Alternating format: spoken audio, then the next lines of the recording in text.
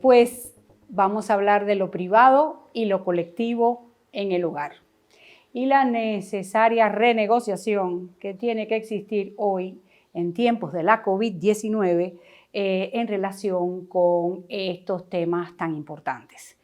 Nos gusta estar a solas y nos gusta estar en colectivo, pero todas las personas necesitan un tiempo en soledad y un tiempo de compañía. Pues claro que el ser humano es un ser social, pero también hay necesidades del desarrollo que implican una cierta necesidad de privacidad, de intimidad, de estar con uno, de conocerse, de hacerse preguntas.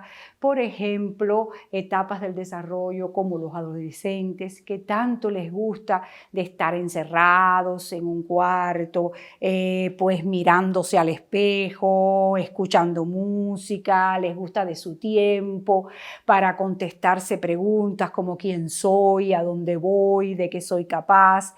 Pensemos en la tercera edad, que también les encantan sus momentos de recogimiento para estar a solas consigo mismo, con sus recuerdos, incluso hasta con sus muertos, algunos me dicen, y necesitan de ese espacio de intimidad. Pensemos en las parejas jóvenes o parejas que necesitan estar a solas y conversar sus cosas y tener privacidad. Y todas estas cosas son momentos de intimidad que cada uno de los miembros de la familia necesita. Igual que todos necesitamos compañía y qué bueno que nos tenemos y la compañía pues son los momentos de estar juntos, son los momentos de compartir, son los momentos de ayudarnos, de apoyar y de estar en familia. Un momento con Patricia. Estas dos necesidades no se contradicen, no son antagónicas, al contrario, se complementan. Diríamos que en la medida que uno tiene y logra espacios de privacidad, pues está más dispuesto a compartir. Y en la medida en que uno comparte y no está todo el tiempo solo, pues claro, por supuesto, pues tiene más necesidades a veces de estar a solas.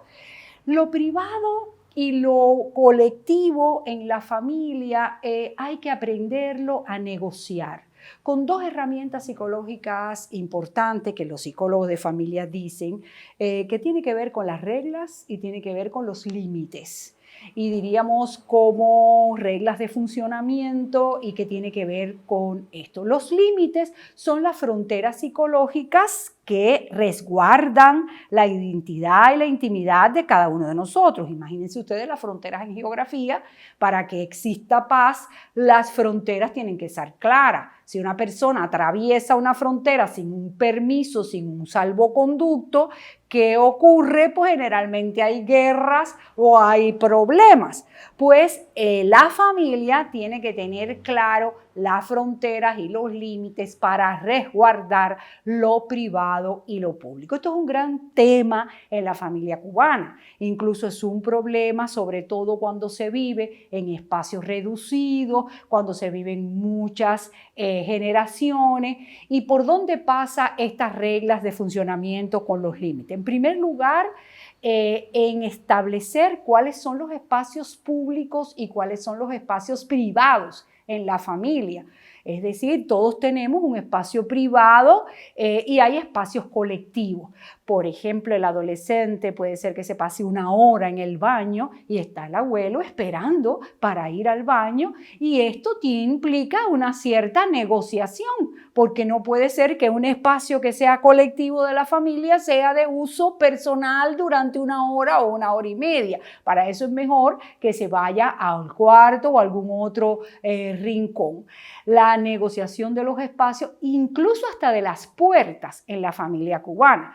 A veces están los novios con la puerta cerrada y las personas están diciendo, ¿y qué hacen ellos trancados ahí todo el día? No comparten, no cooperan, que piensan que esta casa es un hotel, que ellos están ahí de huéspedes y entonces las puertas se vuelven como fronteras que también hay que negociar.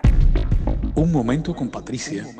Otra cuestión importante de los límites es negociar, además de los espacios, negociar las pertenencias. ¿Qué son las pertenencias de cada cual y cuáles son aquellas cosas que yo puedo traspasar la frontera y que no puedo traspasar la frontera? Nosotros vemos adolescentes que agarran el dinerito del abuelo y lo usan para otra cosa. No, las pertenencias son también importantes. El manejo de los espacios colectivos. Cuando estamos en familia, estamos en familia. No puede ser que alguien esté en familia con un dispositivo electrónico, el adolescente como un autismo técnico ahí sin interesarle lo que está pasando. Y esto son cosas que ocurren mucho. No, mira, si estamos compartiendo en familia, deja el celular o deja el equipo de audio para otro momento, porque ahora estamos compartiendo en familia.